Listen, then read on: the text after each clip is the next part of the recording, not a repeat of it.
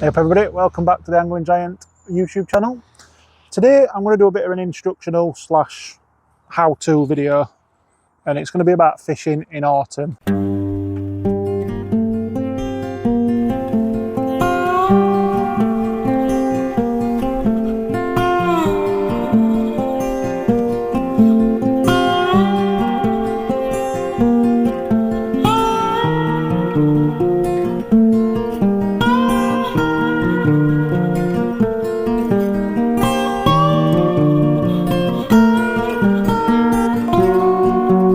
So as match season's finished, a lot of us will start to do a bit more pleasure fishing. So today I wanted to go through what we do when we're pleasure fishing outside at summer, but before winter's officially hits us properly. So what we're fishing with today is we're going to fish two methods because we're allowed two rods here at Rob's Junction. We're going to have a inline cage feeder, 6-inch hook length to a size 16, and then I'm going to go through a pole rig for you as well. First thing I want to touch on though is bait. So we'll just bring you over to the bait tray. So I just wanted to run through bait that we're going to be using today. First thing you'll notice is it's all natural bait. So we've got casters, dendrovinas, corn, dead reds, and a nice ground bait mix. Now, first off, like I said, we're going to fish the cage feeder. Now we've got 6-inch hook length with a size 16 banded hook. So what we're going to do, a few casters in as ground bait, and then just block that up. And then the reason we've got a banded hook length is I like to fish worm on a band. So dendrovinas, nip it off just after its collar. And then I'm using Preston band pliers.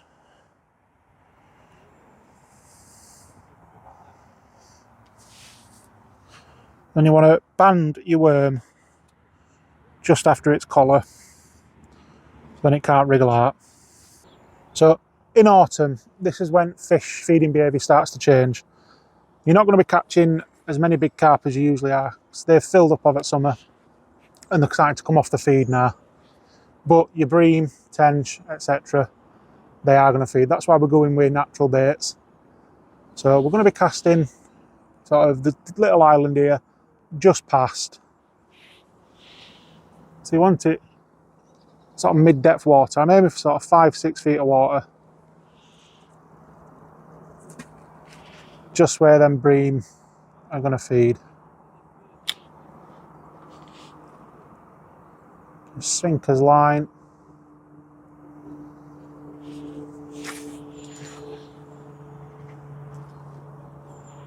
And that's as feeder set. As I said, because we're pleasure fishing, and here at Rob's Junction they allow 2 rods, we're also going to fish a pole line at the same time.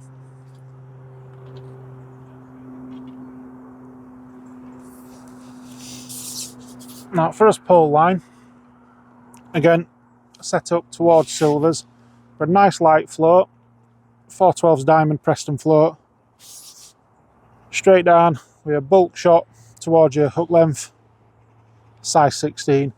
On this line I'm going to be fishing dead maggots. So the reason I'm fishing dead maggots is there are a lot of small silvers in here. If you put 3 or 4 dead maggots on, it kind of spooks them off a little bit. If you had a single wriggling maggot, you're going to attract them smaller nuisance fish. So in this toss pot today we've got a little ball of ground bait, no bigger than sort of half the size of your palm. And we're going to introduce into that a few casters and some chopped worm. And when I'm making chopped worm, just put a good sort of handful of worms in, soil, peat and everything. Get your worm scissors.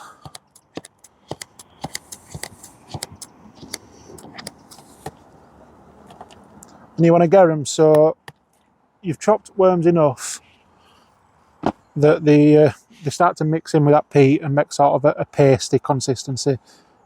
but still got a bit of movement to them. Small pinch, sort of like that, into your toss pot. And I said, dead reds on hook. Now, I'm fishing out to that island into Reeds. My thinking is, I'm going to catch plenty of small fish, roach, rudd, skimmers, tench, but eventually them carp are going to move in. They're going to see it's smaller fish, wonder what's happening, and move into that chopped worm. Like we always do, ship out and let us float settle.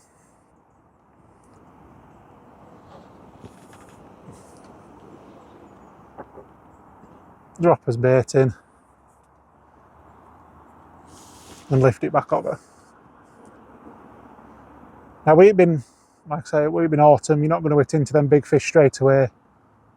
They're not going to be absolutely hammering that feed. That feed that I've just bring there will probably do us 3 or 4 fish.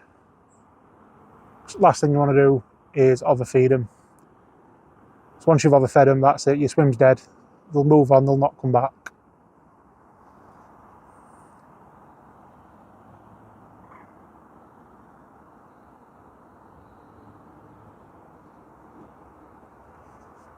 Again, a few liners. I'm just lifting rig back out just to make sure that bait's still there and settling it back down over all that ground bait and chopped worm that we've fed.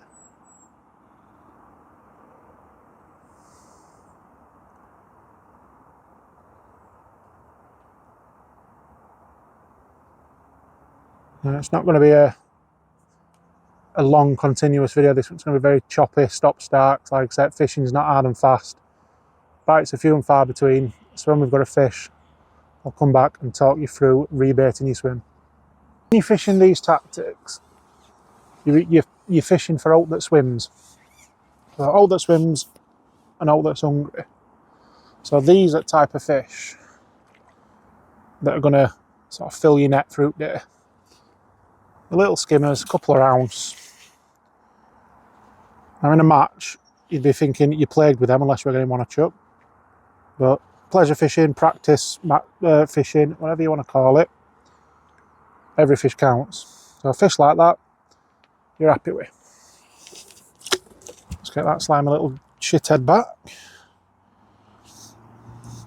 And when you've had a bream, really important you clean all that slime off your line. It messes your rig up. It doesn't sit right in water, it'll kink it, make it float a bit. Just make sure you pull it all off. Now, I can hear carp topping in a few places around the pond, so I'm hoping they've woke up a bit. And ideally we want them to start moving into that margin, seeing as that's where we're fishing. Again, in this toss pot, just a tiny pinch, chopped worm,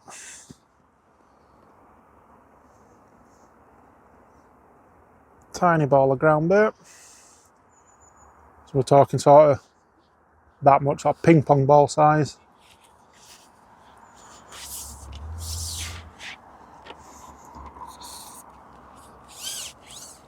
As I said, you don't want to overfeed. The best advice I can give, if you're not sure how much to feed, I think in winter we don't feed a lot at all. In summer, as Andy May had said, we fill it in. But in autumn, it's a bit of a grey area. So best advice I can get is feed your bites.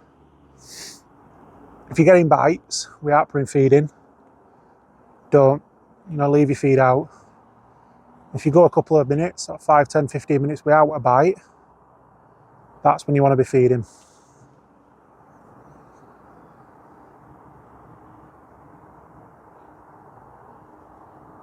So yeah, we've just dropped his feed where we've got his hook bait. Nice and close to that reed bed over there. When water's not as warm, fish tend to either go really deep, where temperature hasn't quite reached them yet, or they look for features, sort of keep the Thames warm. So fishing up to a reed bed, a tree, If you've got an island, anything like that, it does increase your chances of catching if when fish are few and far between. A few little indications. There we go. A little bit bigger fish. And that's a little rudd.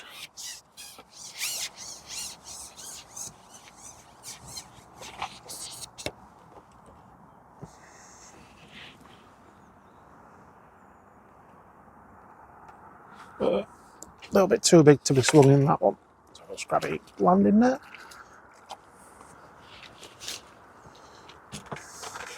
And throw it in water while we're at it.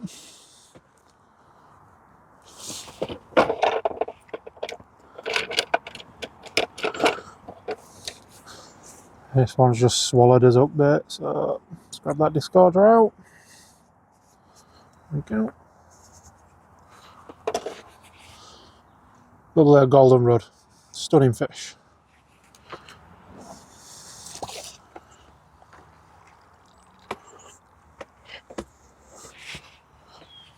And hopefully we can get a few more of them.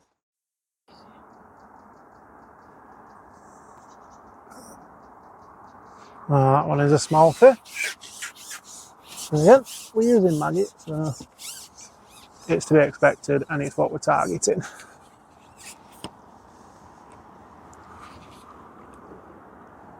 Nice roach. Greedy roach as well.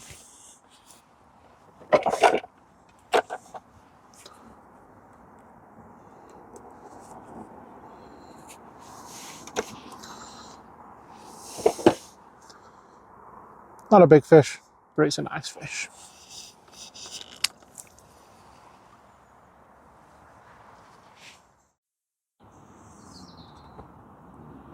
So, them bites are coming thick and fast now. We're about 2 minutes between bites on this pole line. So, if you're in match conditions, what you'd want to do is just keep doing whatever you're doing on that line. Don't change a thing. But that rod has not done anything, so that we need to check that. This is an absolutely stunning little perch. Charlotte's just screamed at the top of her voice to everybody. Spiky. So these are one of his favourite, the Charlotte's favourite fish, one of mine. I'll give her a good look at this one. Once it's stopped being an absolute menace to society. Charlotte will bring camera over for this. The perch and pike are only fish I'd ever advise picking up like this, but you can do it quite safely. So your thumb in the mouth, in the gill. Look at that. Look at the size of that guy's mouth. Now that is an absolute predator fish. Stunning.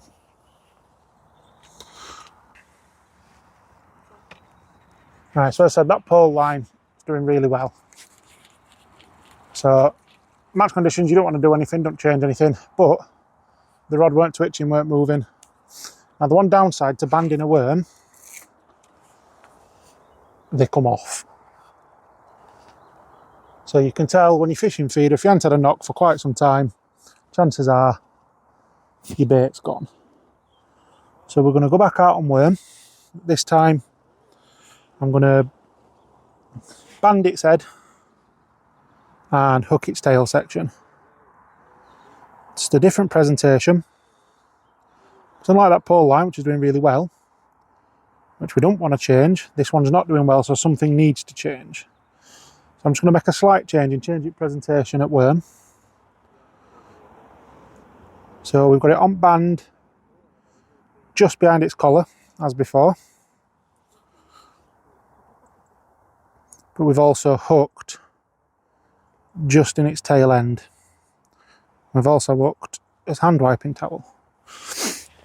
And again, we'll just load up this ground bait with a few casters in it.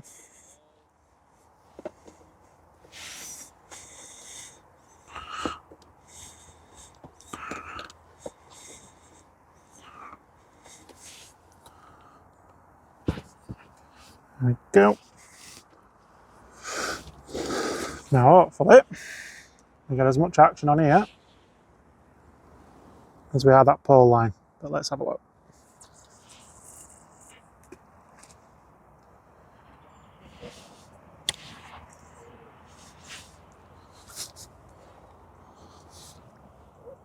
Sinker's line, very nice and tight. Now we can leave that be.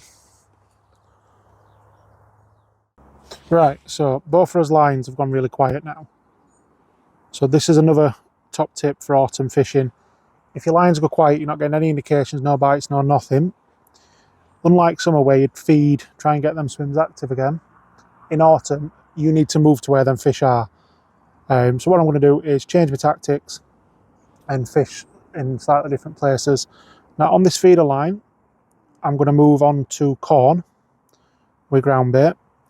Now another tip I've got for you is, as you saw before, I was using a band. Now I don't want to bite that band off so I can use corn or hook, and I don't want to change that hook length. So what I've done is used the band as a bait stop.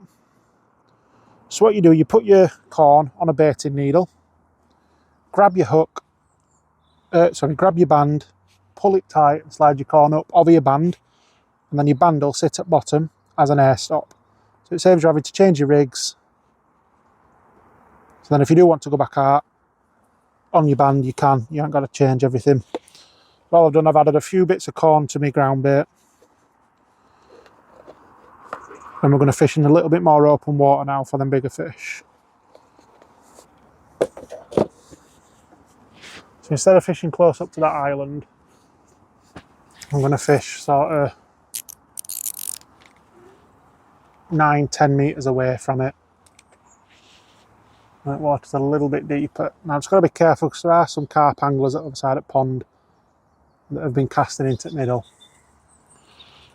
So we need to try and avoid their lines. Like I say, it's not ideal that they're casting all the way over, but they were here first. They probably need to expect anybody to turn up. So out there now, we're probably about 7-8 foot. Just a bit of a change of tactic. Hopefully we can try and entice some of them bigger bream that are in here. Or who knows, if them carp lads have been putting a lot of feed in, we might even be able to snag one at carp we've been looking for. If they have pushed them sort of further past their feeders, we know carp like to do. On this pole line, we're going to move from straight in front of us, sort of as 10 o'clock position. There's some dead reeds that have had a little bit of activity. So we're going to go over there, a couple of cups of ground bait, and again, corn on hook, just to see if there's any skimmers or tench over there. So let's try as look.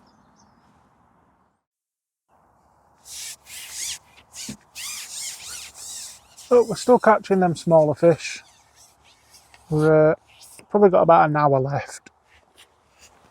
So what we're going to do, we're going to mix it up a bit. We've been feeding us margins. So we're going to have a go down in these margins, chuck feeder to the other side, and see if we can catch a bigger fish to went day on.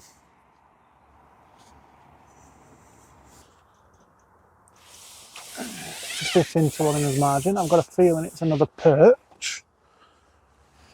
And quite a vicious bite. And we have got a big bunch of dead reds on.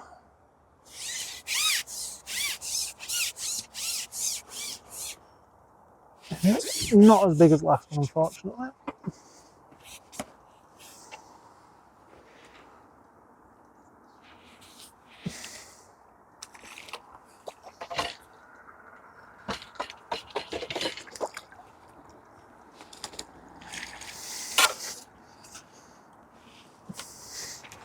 Yeah, not as big as last one. Still, oh, I'm getting a bit tangled up. I'll move my top kits. Still a nice perch. Now then. And that has definitely swallowed that one.